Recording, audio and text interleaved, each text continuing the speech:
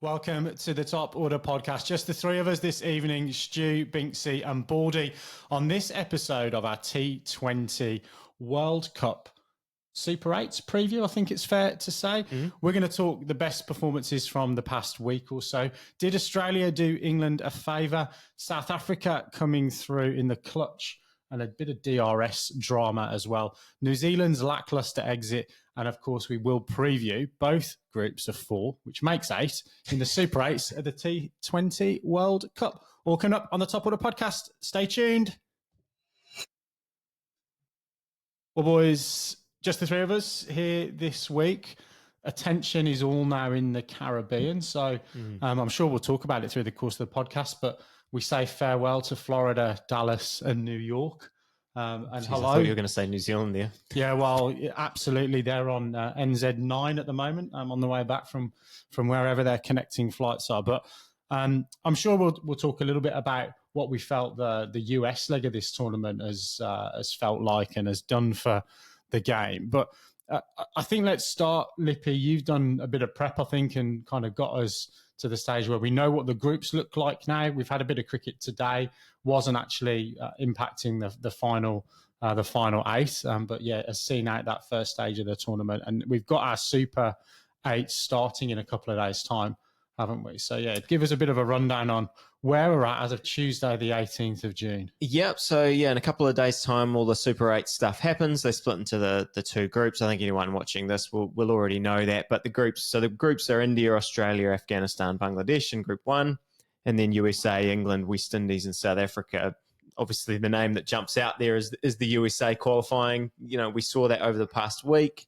We've talked in depth about them so far in this tournament, about how cool it was to watch them perform against Pakistan and win that game. But also, I think then to actually, like, on paper, it looks like that India game was, you know, a relatively comfortable win. But actually, at points in that game, they had India in a bit of trouble as well. Netravalkar, you know, brilliant for him personally, I'm sure, to nick off Kohli and then get Rohit in the second over. So they've had a wonderful time, and what it means for them, I think, going forward, even more than just the fact that they get to now play 3 more games against, you know, real quality opposition, is that they're now qualified for the next edition of this T20 World Cup. Automatic qualifiers. They don't have to move, you know, go through that qualifying process. So huge for them and really cool for the tournament in that it was in the US. But yeah, I mean, I think before we kind of look, I think my idea is that what we'll do is look back at this past week, and that'll kind of give us a way to think about how these teams are actually going to go. Because I think, you know, what I would like to pick up later on, something you said about us moving to the Caribbean, because I think that a lot of these teams, the way they've made it to this Super 8 stage has been very different in the types of cricket they've had to play based on the pitches that they've been at, and, you know, how that might impact them later. But I mean, I really want to start with Australia and England, because honestly, if for a look inside our podcast, I was out doing a few home chores while that game was on, and my phone was just lighting up with Slack messages. Basically, you know, Baldy trying to calm Binksy down, because at one point Binksy had the tinfoil hat on and conspiracies and all this stuff. So kind of just take us through it. The first thing I will say is that the best thing that I saw before that game was, obviously, there was rain around the England game beforehand, and nerves. You know, I woke up and it was raining in the England-Namibia game. And I flicked on social media, and the first thing I saw was Scotland's social media saying, "Beautiful day down here in sunny St. Lucia." And I just thought, no, this is fantastic. They're trolling England already. But yeah, obviously didn't quite work out for Scotland in the end, but a super exciting game. Yeah, look, I guess a look inside the Binks household on, what was it, Sunday morning. I wasn't going to get up stupidly early to watch the England game, but had planned to essentially get up. Phone was on airplane mode. Wasn't going to look at the results. Straight into the living room and put Sky Sports on. Watch from start, rather than watch from live. And obviously was greeted with a replay of, I think, USA Canada, and that sort of dreaded rain delay in the corner. So then kind of obviously logged into Quick Info to see what was going on, and at that point didn't look super promising. I think there was something like 90 minutes or so to get the game going. And then obviously popped up that the game was going to start, and it was going to be, I think, 11 overs aside. And Namibia actually started pretty well. So I think, definitely a little bit of nerves. But I think from an England perspective, what I really liked was that they changed the plan when they knew the game was shortened. So Will Jacks missed out. Bairstow batted at 3. They brought in Curran. They played Jordan. They left Wood out. And when you kind of go through why they did that, I think the logic there was really, really sound. And just wonder whether if they'd have had that logic going back to the Australia game, certainly with the decisions at the toss and matchups and all that kind of stuff, whether we might not have been in such a nervy position. And then look at a pretty comprehensive win in the end. I thought, wasn't it? I think England batted, really, really well. Icing on the cake from Liam Livingstone, who's now got, I think, some form of intercostal injury. So apparently netted today, but didn't do the range hitting. Hopefully that was just a bit of a precaution because we may need him later in the tournament, batting and spin wise. I guess the other thing that caught my eye in that game was farewell to David Visa as well. Yeah, so cool. When he kind of went off at the end, he came in and they were never going to win the game, but he certainly put the foot down and went off. And you could tell from the way he went off the ground, he kind of waved at the Namibia fans, etc. I think you knew what. Well, and even Jofra Archer and Chris Jordan ran up to him. So they probably knew that was most likely his last game of international cricket. But then we went over to St. Lucia, and look, I'll hand over to Baldy in a sec. But I think at one stage, I think Scotland's batting has been probably one of the, I guess, the highlights of this tournament, particularly at the top of the order. I think Munsey's been brilliant. I think what's really been good about that Scotland team is they've not been frightened of the express pace that they've seen against England in that really, really decent start that they had in that rain-affected game or rain-curtailed game, and then against Australia as well. They've definitely probably been different to some of the other smaller nations in the tournament in that they have played seam really, really well. We'll talk, I'm sure, about Lockie Ferguson and the Rabbits that were in the headlights this morning for PNG versus New Zealand. But that's been a feature, I think, of their tournament. And then at one point, Baldy, it just seemed to me as if Australia weren't trying to win the game. That's when all the messages started flying. Scotland brought on, I think, Leask maybe to bowl, leg spinner, and there was 3 long hops that should have been deposited into the city centre. Should have been 18 off those 3 balls, yeah. And it was actually, 1 to point, no run, 1 to long off, 1 run. And I was like, come on, guys, what are you doing here?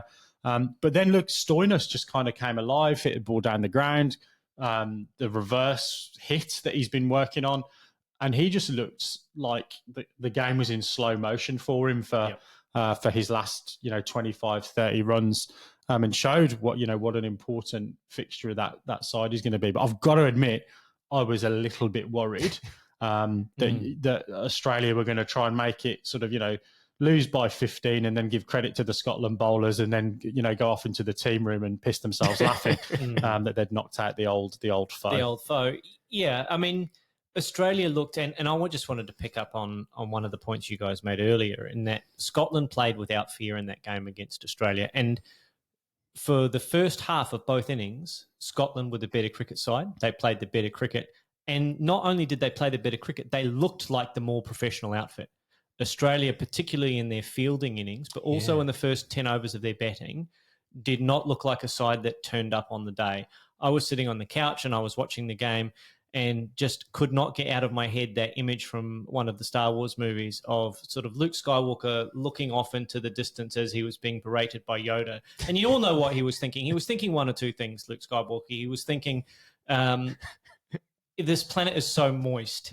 If I could just get like one cargo hold full of water back to Tatooine, I could retire for life. I could buy all of Jabba the Hutt's palaces. Or he was thinking, I wonder if that golden purple number that I'd ordered for Leia has arrived from Galactic Amazon yet. It clearly didn't arrive till the third film. Did you prepare this? There was just stuff that was going through my head. But the thing that was actually going through my head on the Sunday was that Australia's mind was looking to the future and their eyes were not on where they were and what they were doing, which is the original Star Wars quote. They just played like a side that knew that they were going to go to the next round. They didn't really roll up and go through the same processes and do the same things that make them a good cricket side until pretty much 3/4 of the way through the game, the second half of their batting innings, when, Stoinis had to pull finger and he did, Head had to pull finger and he did. Australia just did not look like they were at the races, particularly in that fielding innings. The fielding, okay, you can have an off night, but the one thing that does concern me a little bit is Adam Zampa's fielding standards. I think he's probably Australia's most important bowler going forward, I think, if Australia are going to go deep into the tournament. But he's also, I think, the weak link in the field. There was a 2 that was run directly to him, should have only been 1 or should have been a run out. There was the catch where he didn't have to move very far and didn't really look like he was anywhere near it. So that's the concern for me from Australia's fielding perspective, not only because he's the weak link, but because stuff like that can be infectious. Poor fielding standards can be infectious. So Australia have to lift there because they're going to face some quality opponents. But as I said in the chat, Australia's examinations that they were set, middle order, did they stand up and do the business? They did. I think the middle order passed that test. And what really impressed me was from Scotland's great start that they got off to in the first 10 overs, Australia dragged it back really, really well. Australia's bowling was great at the death, which has traditionally been a weakness. So guys like Nathan Ellis in particular really passed a stern examination in this test. And we can talk about whether or not that now puts Ellis in the must-select group going forward for Australia, because I think he's gone ahead of Josh Hazlewood at this point in terms of locking himself into the 11. For me, it's now a question of, do we take Ashton Agar as well?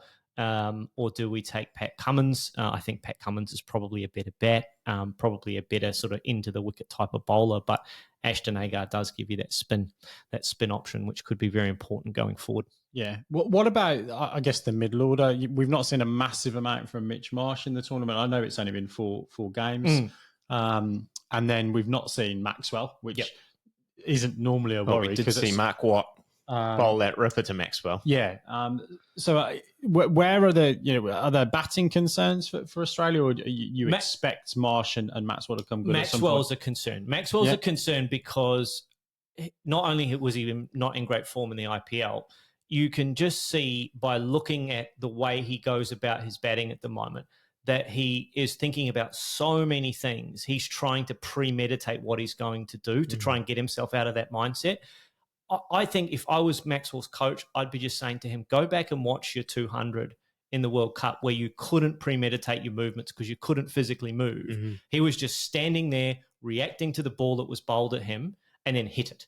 If he goes back to doing that, I think he's going to be tremendously successful for Australia. And if we're going to win the tournament, we need him both with bat and with ball to be firing. His 4 overs cost us 44 in that game against Scotland, and that was super, super expensive. He didn't really look like he was getting the ball into the wicket. He wasn't hiding the ball from the batters, and when he bowled full into the slot, he was getting dispatched. So that is a problem on both sides of the coin for Australia. That's the area that he really needs to lift his game. And I think it's one of those cases, if he bowls well, he's probably more likely to bat well.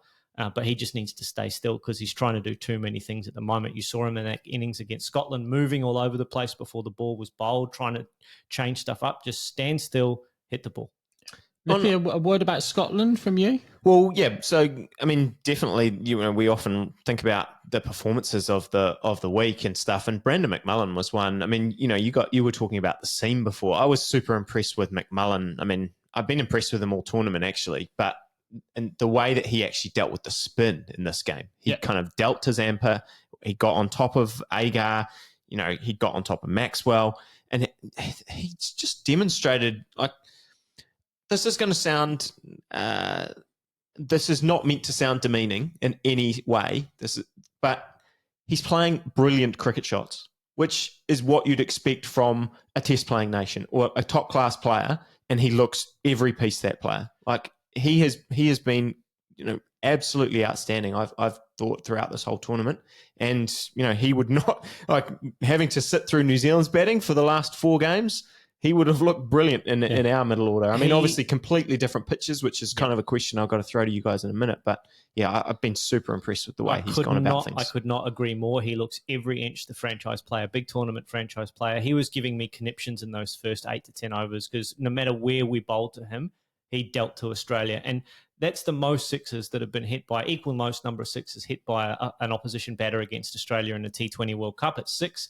He looked just amazing against Australia, looked invincible, and we just got a bit lucky, got him out, and then got her on a roll. Yeah, I guess my comment around the seam was I think associate nations, they do tend to play against mystery spin. So yes. I think it was more that the difference is their ability to do that plus that you're not going to come up against too many guys that are bowling 90 plus in associate cricket. Yeah, bar the odd the odd freak, because realistically it is the odd freak that bowls at that speed in world cricket, full stop, right? Yeah. It's been a long time since England have, for example, had 2 guys above 90. Now we've got that. Australia have always been, I guess, blessed with it. But even, West Indies, we've not seen that for a little while. Certainly, New Zealand haven't had consistent. No, we seem to always have kind of one people. around, and they're the hardest ones to keep on the field. Yeah. What do you guys make of, I guess, that group that and the group and the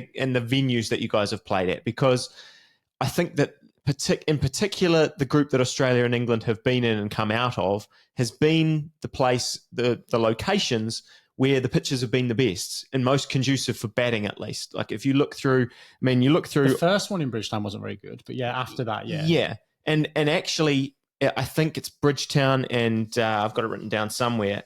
St. Lucia and Bridgetown and Bridgetown and Barbados are where two of the venues for the Super 8s. Kingstown and North Sound are the other 2 Super 8 venues, which have been not too bad compared to places like Tarouba, for example, where it's been a real struggle for batters.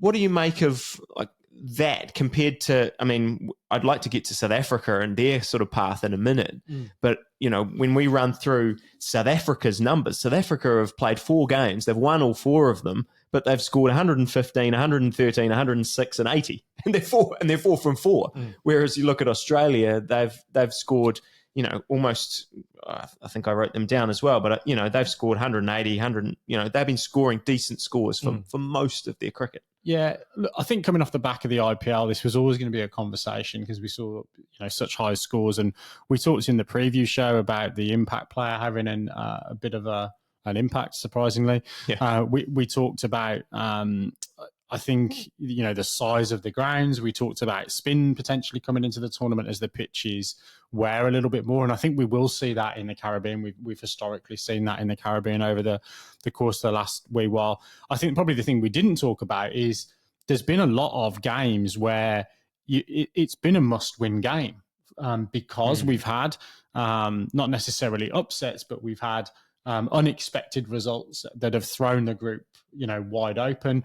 England have had, weather, for example, that has then made it, really imperative that they win the game. So I think that the pressure of, even though this was group stages, it was almost knockout cricket for a large proportion of it, which I think is going to bring that kind of risk-reward conversation down a little bit. So that's why you might have seen a team go, well, if this was an IPL game, we'd carry on and try and get 200. And if we lose, we play again in 2 or 3 days' time. You haven't necessarily had the luxury in this tournament of doing that. And if you've got anywhere between 140 and 160, scoreboard pressure and then the group pressure has also, I think, led a little bit into that. I think the other thing is the weather. So, we've seen weather right across the tournament. I think we had a washout in Florida. We've obviously had some rain-affected games in the Caribbean. So the preparation of the pitches and whether or not in between, particularly the last weekend or so, where there has been a lot of weather, whether the groundsmen have been able to get enough time on the wickets that we're going to play on in the later stages of the tournament as well. That's going to be a factor as we come through as well.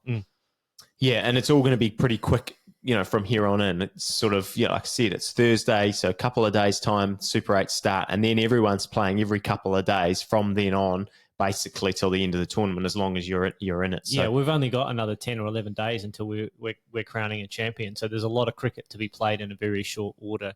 Can we just pick up one of the things that you said?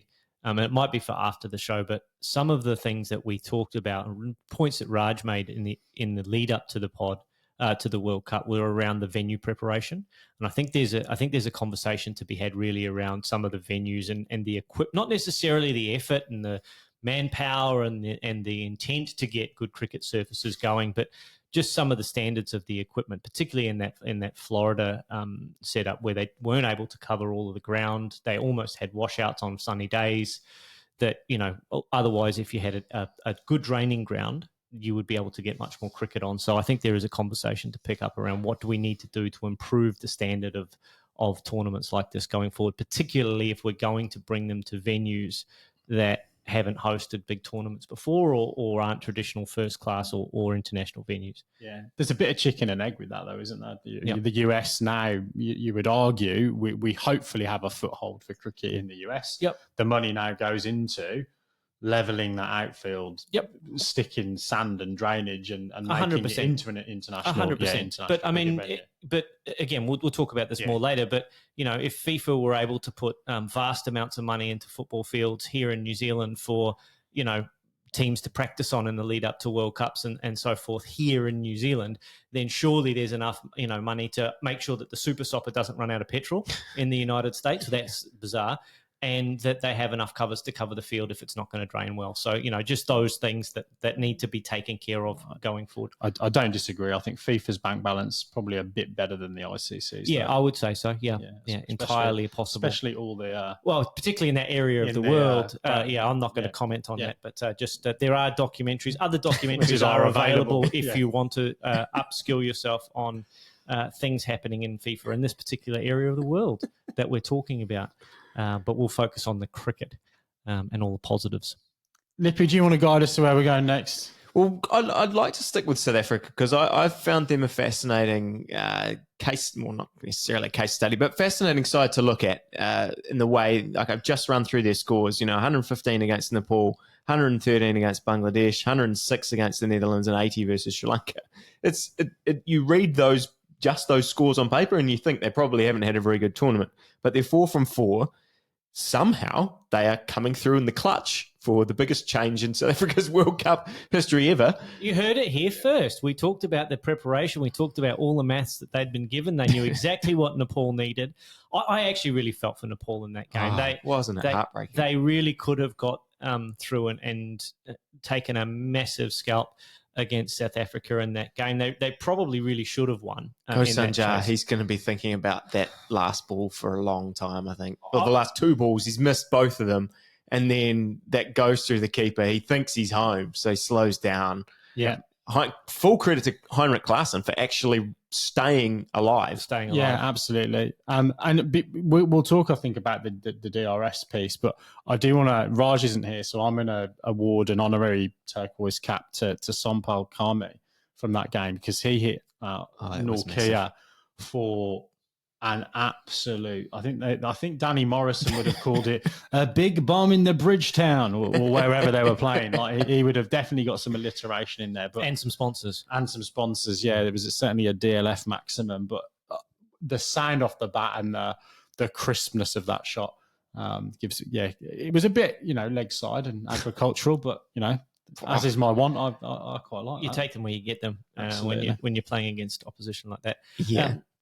Huge tick for South Africa in this tournament. Actually, we joked about it, but them coming through in the clutch, I think, makes this team different from a lot of teams that have gone to World Cups before them because now they've got into that situation where it is super squeaky bum time, and I'm sure there would have been like, oh, we're not going to lose. This is not happening again. Is this really happening again? And they managed to somehow, by hook or by crook, get through that game. And I think if I'm the mental skills coach from South Africa, I'm like, see, you can do it.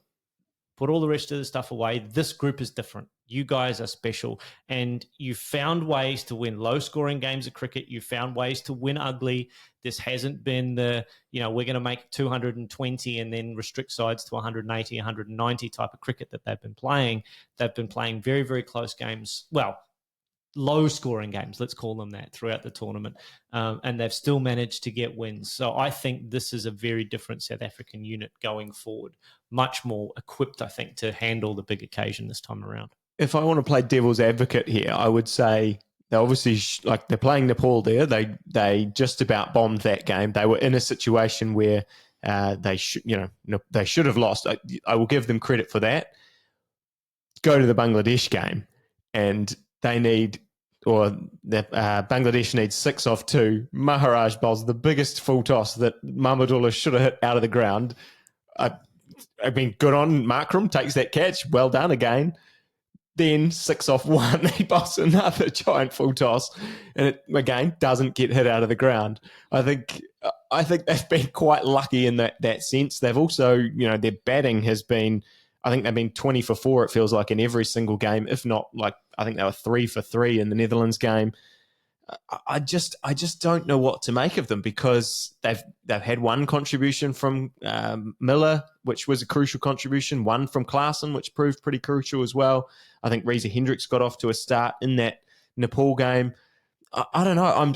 I'm very mixed on them. But it's the anti-South Africa. That's the point, isn't it? That they've shown, I think, that in tournaments gone by, that they might have started brightly. I always think back to that 1999 World Cup when I think about that game against Australia. They look like the best side in the tournament, but all the time. But now they've found a way to win, and I think into the not quite the knockout stages of the tournament now, but the business end of the tournament, and you would wager if they get to play on some reasonable wickets, then your Quinton de Kock, your Aidan Markrams, your Klaasens, your Millers, your Maharaj, those guys are going to come up in those kind of clutch situations, batting and bowling.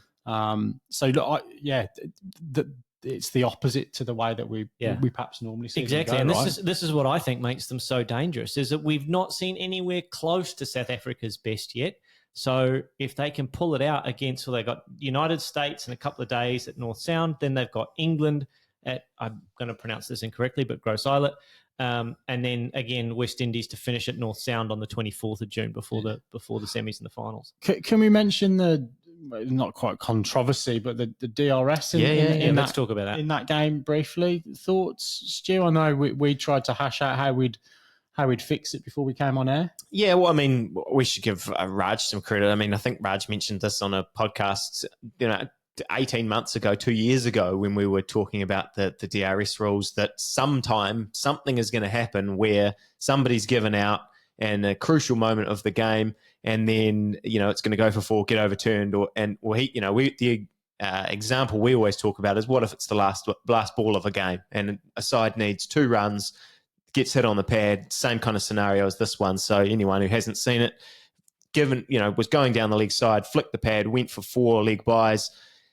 given out. So when they overturn it, it's no runs. But, Bangladesh loses the game by 4 runs. And obviously at that point again, it would have been super crucial. I think it would have made it a runner ball at that point. So, yeah, I mean, I don't know. I mean, the way we kind of talked about it before, I think it has to change, because you can't have a scenario where a team is getting punished essentially for an umpire's mistake, but it is quite tricky to figure out how to do it. The scenario we sort of talked about is that players maybe have to take responsibility and actually carry on with the game. It's the player's responsibility to carry on with the game, stop the ball from that boundary if you think you can, pick it up, go and do all of those things. But then again, you do that. If a batter's been given out, they've stopped in the middle because they're thinking about, do I try and overturn this? Do I call for a DRS? It's hard to get them to then go, oh, well, I may as well keep running, and then I'll challenge it. So it's really tricky. I can't quite see how you fix it, but I think you have to something has to change because we can't have this scenario play out on the last ball of a game.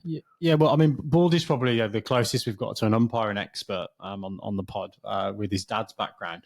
But my 2 cents is actually probably the opposite of what you said. That I think it goes with the umpires. If we think back to Rudy Cutson or Steve Buckner, sometimes they would take 3 or 4 minutes to give someone out. I'm being slightly facetious, but they'd take a long time to make their decision. So if we look at what happened in that game, the ball squirted off to fine leg, could have been pad, could have been inside edge, could have been a whole bunch of things which affect the game from a run scoring perspective. You just wait till the ball's dead before you give your decision. And at which point, that's when the DRS timer would start. You'd have no qualms then. If that ball had gone to fine leg and the guy had been run out and it had been given out. So there's so many different permutations, but I just think it's really, really straightforward. Wait till the ball is dead again, double dead, whatever you want to call it. And then that's when you would go through all of those processes. And then it might be that you're looking at an LB and a run out. But at least you then get, the correct decision. The players would have to obviously be aware that that's going to happen, but the onus, I think, is on the umpires to make sure that they're comfortable that that players finished before that happens. Yeah, you're absolutely right. I think you've got to play until the ball's dead, and there are some scenarios, particularly in Test cricket, where you get thumped on the pad and the ball drops at your feet. One, that's out because that's where if the ball hits you on the pad and then goes straight in front of you, it's probably a good indication. But once the ball's dead, then the umpire can make a decision, and then the time, as you say, from the time the umpire gives his decision, that's when your DRS timer starts and when all the other sort of jeopardy comes into play. So I'm with you. I think they've got to let the ball play out. The ball is dead, and then the umpire is able to give their decision. What that might lead to, though, is excessive appealing, because the umpire hasn't given his decision while the players are running or things are going on, and other players will go, and you have that football situation. It'll take a little while to figure that out. There's nuance and to it, right? And I think there's other, I think there's a rule about you can't be out under the misapprehension of being out. Yep. So, for example, if you're bowled off stump and then it turns out to be a no ball and then you're run out, then probably the run out would not, stand, which takes a trick out of Alex Carey's book. But we'll come back to that at some other point. Well, before we leave, that was a joke, listeners and viewers. So please don't get in the comments. You've done very well to get it into the podcast. I wasn't even going to riposte because it was just so nicely segued in there. It was beautiful. Before we leave this group, I guess we should praise Bangladesh. I always have been saying that they're not very good for quite some time now, but they managed to get out of this group. Mainly, I think also we should give credit to you, Baldy, because you said Sri Lanka was going to be terrible, and it has proved that way, even though they managed to finish the tournament with a win. Yeah, even the broken clock is right twice a day, but I just couldn't see where Sri Lanka are going to get all of their runs from, and I struggle to see where Bangladesh are going to put up match-winning performances with the bat in the second half of this tournament, when they play some quality opposition. Maybe I'll be proved wrong. I hope I'm not. Because I think, are they in Australia's group? I think they are, aren't they? Yeah. I hope I am not proved wrong by that statement. But yeah, their bowling attack, particularly if Shakib fires, is very, very dangerous. And guys Tuscan, Tunzen, and Mustafizur can do things with the ball. So if the ball starts to take a little bit of spin, or it starts to get a little bit grippy in the surface, they're the kinds of guys that can do damage, particularly against sides like Australia and England, who want a see ball, hit ball type of sides. So that will be the danger. But I just don't see them making big noise in the second half of this tournament. Touch wood. I hope I'm not wrong. Right, 33 minutes in, Lip, and you've got 6 sheets of A4, and we're only 1.5 in. So where are we going to go next? Quickly. Well, I don't know. No, we have to, if it's going to be New Zealand, we're going to have to put some time on the clock, because we do need to. I might just get a cup of tea. Go and get yourself a cup of tea. If you can give me a glass of water, that'd be amazing. Well, are we going to go to New Zealand? I mean, we have to. We have to. We have to talk about it. I don't really want to, but we have to. I think you have to rip the Band-Aid off. I'm sure. Yeah. Yeah. So let me ask you a question and frame it in this way. Raj not with us tonight, as we've said, and as viewers will have noticed probably by now. He said, I think in the Slack channel, this is the darkest day for New Zealand cricket since he's watched. It's not that bad, is it? No, and he and I have talked about this since then. We caught up at the weekend, and I guess that might be the first place to start for me, because I've been quite surprised. It's felt like an outsized reaction to New Zealand not, getting knocked out of this tournament. I know that, for a long, long time, we make the knockout stages. This is something that New Zealand cricket, this generation of New Zealand cricketers has been very good. Even before this generation, even in the darker days of New Zealand cricket, when we, were losing all sorts of games, we would still somehow turn up to a world tournament and make the semi-finals or make the quarterfinals or, put a performance on the board. But I looked at, I think I said in the preview, I didn't have a lot of faith that this was going to be a great tournament for New Zealand. You sort of laughed at me when I said that this Afghanistan game is going to be tricky. I think the pitches, certainly, we weren't prepared for the pitches to be as difficult to bat on, I think, as they were. And that certainly suited Afghanistan's bowlers compared to how we went about things. We were terrible fielding. But, I don't know. If you want to be glass half full, we had the West Indies 112 for 9. Sherfane Rutherford, goes bananas. We gambled in that game. We thought, okay, we can bowl you out. We took a gamble. It didn't pay off. And that actually, that's what I think costs us the tournament. We beat the West Indies. I mean, okay, maybe the West Indies now have beaten Afghanistan and it would have all come down to run rate. But I think if we've beaten West Indies, none of this conversation is happening. But yeah, I don't know. I mean, what Baldy wants to jump in? I think you summed it up in my mind perfectly with the first three words that you said in your monologue there. We weren't prepared. I don't think for all of the talk of did New Zealand need to play warm-up games or not, and this will be debated a lot, I think, in the mainstream media and by casual cricket fans. And I say no, they didn't. They didn't need to have warm-up games. No. People will be entitled. You can be right either way with this, right? Yeah. You could say that they are professional cricketers and they didn't need warm-up games, and your point was excellent, Stu, in that there were a lot of players who were injured or needed to have a break. There were all of those mitigating factors. The reality is, regardless of how many warm-up games New Zealand played, that first game against Afghanistan was a very, very important game for New Zealand, and they did not come prepared to put their best foot forward on the field in that game, and they played like it, and they got punished as a result. And I disagree to a certain extent in your assessment that New Zealand lost their ability to compete at this World Cup in the first 20 overs of that Afghanistan game, where they dropped all those catches and were really rusty and scratchy. That's what put them on the back foot, and they were just playing catch-up from then on in, because, as you say, Afghanistan are a dangerous side. New Zealand gave them too many opportunities to win that game, and Afghanistan punished them for it. And New Zealand never recovered from that sufficiently to get themselves within a shot of progressing in the tournament, as we expect them to do all the time. I'll just make one really quick point, and I think that the format of the tournament as well created probably a lot of jeopardy. You look at where England were, a rained-out game against Scotland, and again, I know we joked about this, but I thought they'd have chased that down, because they've got the two guys that have done it even against Australia in the game that we got hosed in. They still went out the gates at 10 and over. Yeah. They did it again against Namibia and Oman. So they've got that ability. But the jeopardy of your first game being against the West Indies, I don't think helps. Yeah. So I think from a scheduling perspective, it was, could the ICC go, right, some of these guys are coming hot off the IPL, Uganda, Papua New Guinea, it's a cup final to them, whatever game they're playing in. We can let the major nations, if you like, use those games against the teams that are the potential banana skins as their warm up games. But you came in arguably cold, and it's cost you. I think the other piece, Lip, and the question I would ask is, you've had a relatively decent nucleus of a white ball side for a period of time now. I wonder whether this game, particularly T20, is evolving so quickly. And I'd put England into this category.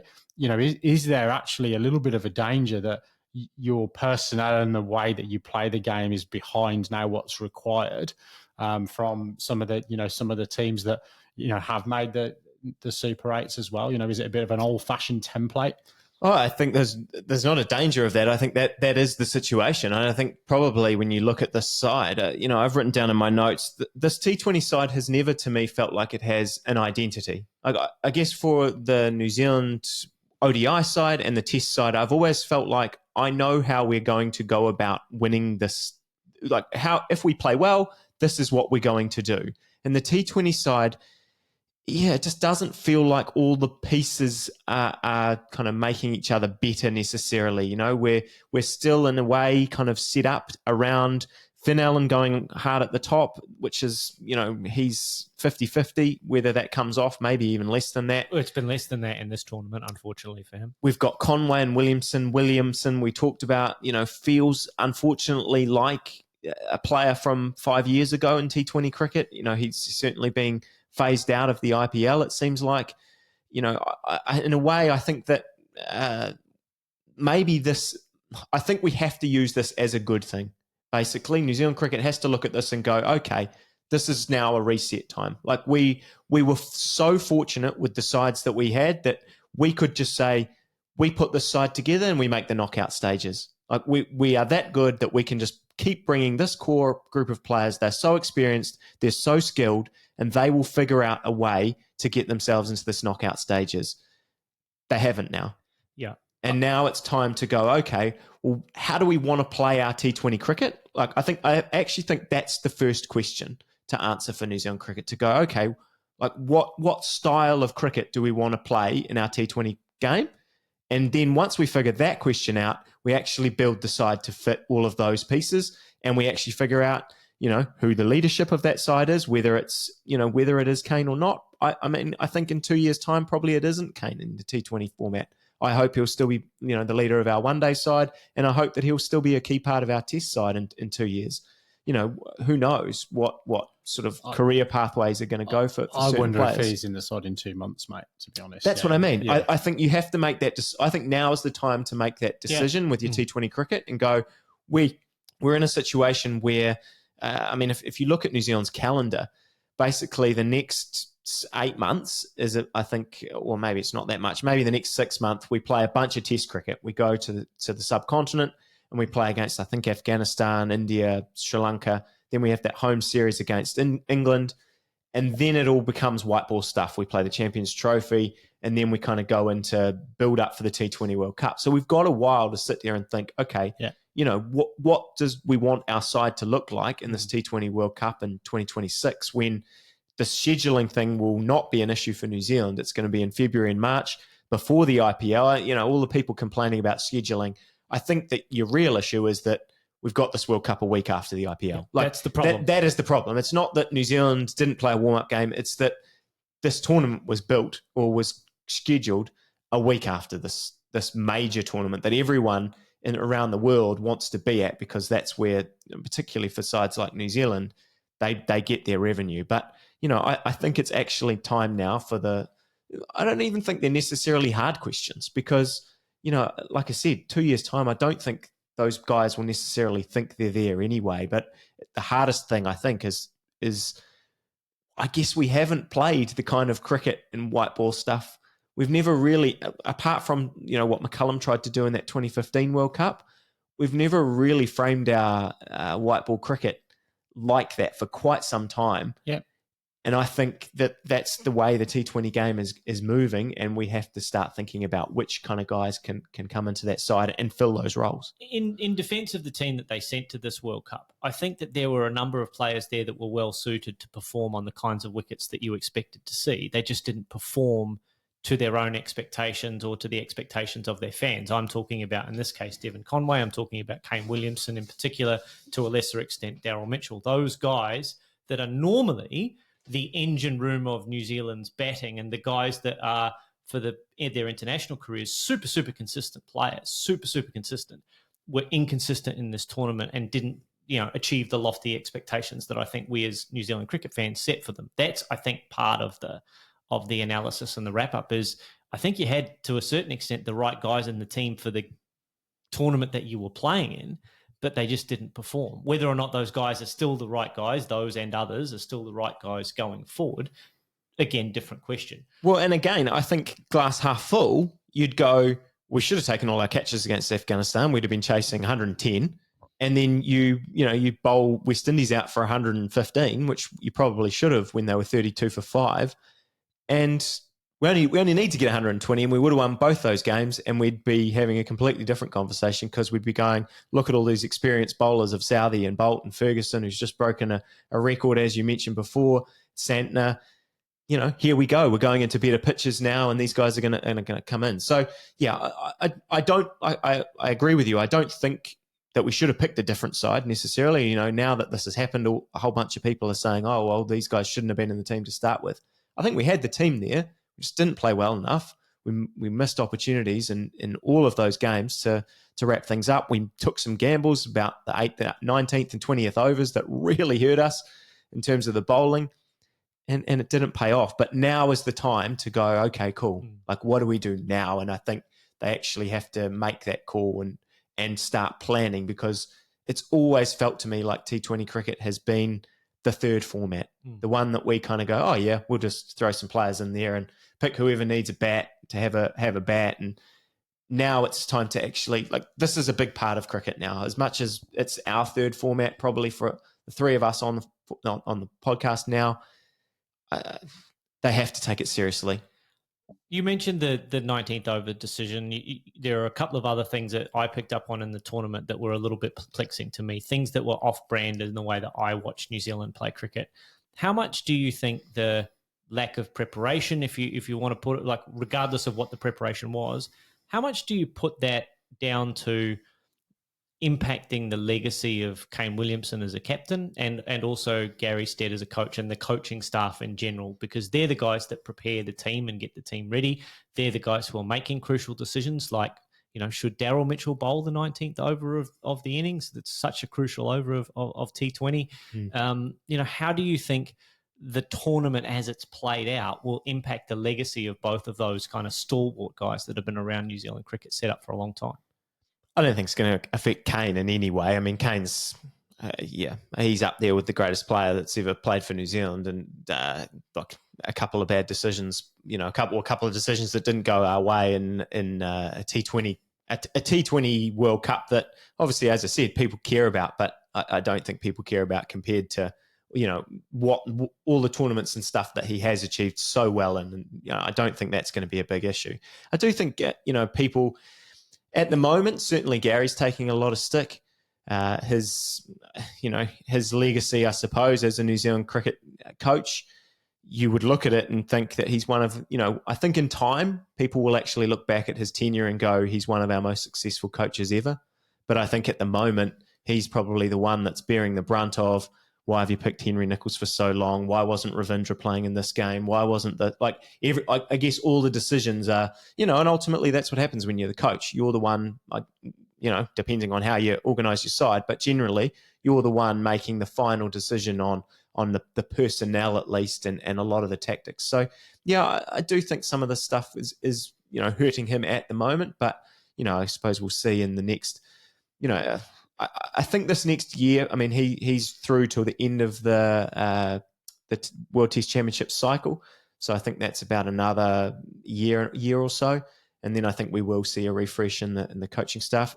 But again, I thought that last time and Gary stayed on. So who knows? I mean, it's going to be a pretty tough ask for us. As I said, it's mainly Test cricket.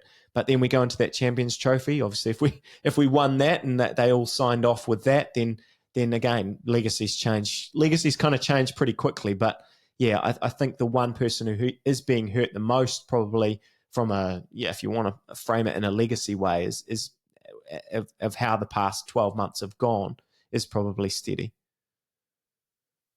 I've got nothing to add.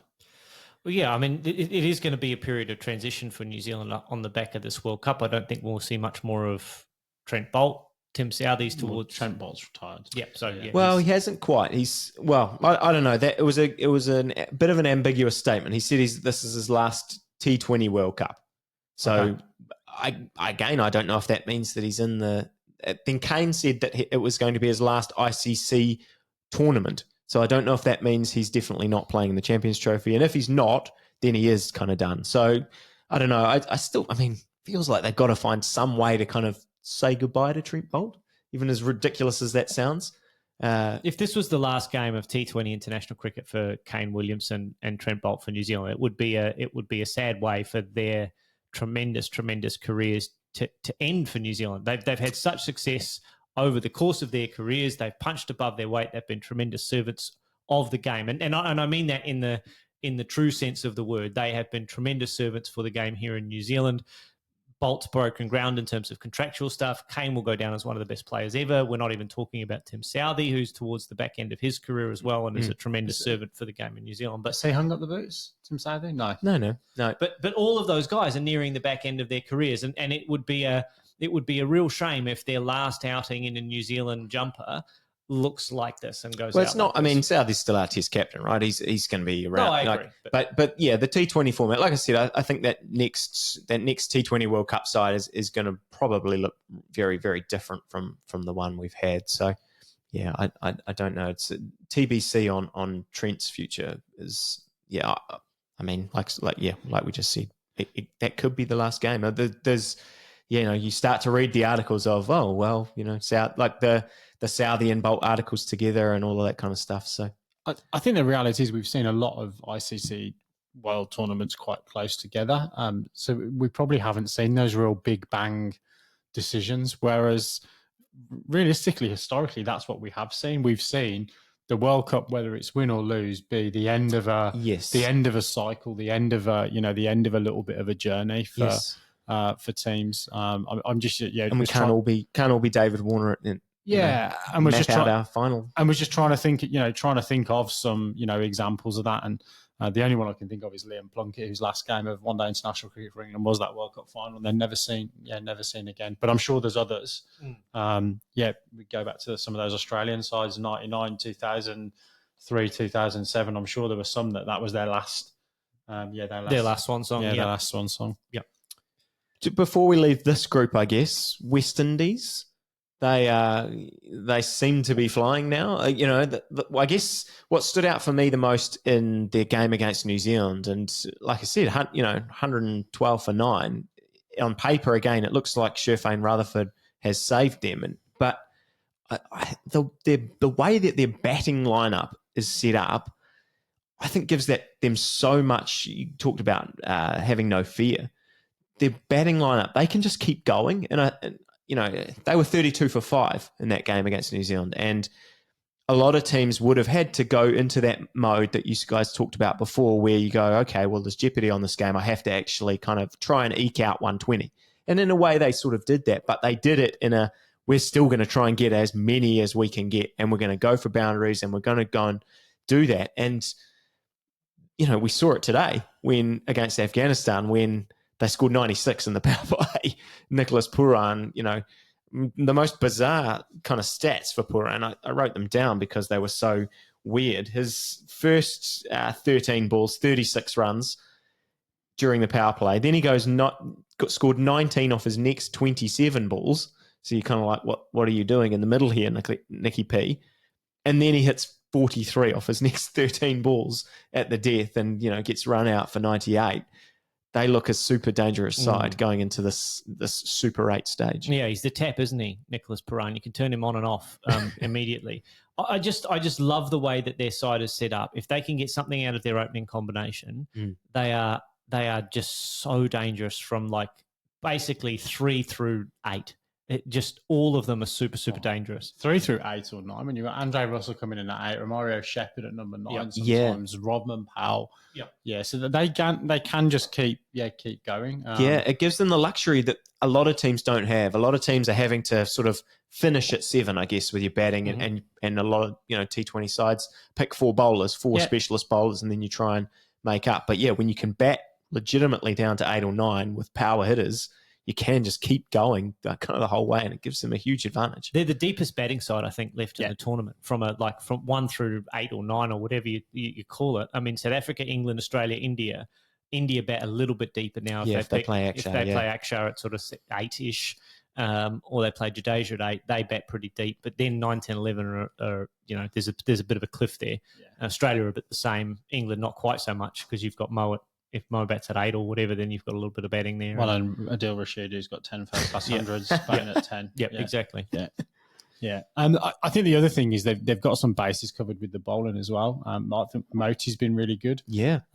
They've got Obid McCoy with a left arm option, and yeah, then came in today and did the job. It's going to be hard to keep him out after Hussein's bowled really well, or whatever he's done today. Akil Hussein's bowled really well. Yeah.